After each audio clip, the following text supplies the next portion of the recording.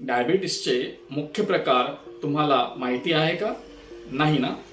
चला तर मग मी डॉक्टर संतोष नागरे, कन्सल्टंट मधुमेह तज्ञ, नाशिक. आज आपण डायबिटीसच्या मुख्य प्रकारांबद्दल समजून घेऊया. पहिला प्रकार टाइप 1 डायबिटीज. या प्रकारच्या डायबिटीज मध्ये आपल्या शरीरामध्ये इन्सुलिन तयार होत नाही, त्यामुळे आपल्याला बाहेर इन्सुलिन घेण्याची गरज भासते. दुसरा प्रकार टाइप 2 डायबिटीज. या प्रकारच्या डायबिटीज मध्ये आपल्या शरीरामध्ये इन्सुलिन असतं, पण ते नीटपणे काम करत नाही, त्यामुळे रक्तातील साखरेचे प्रमाण वाढतं.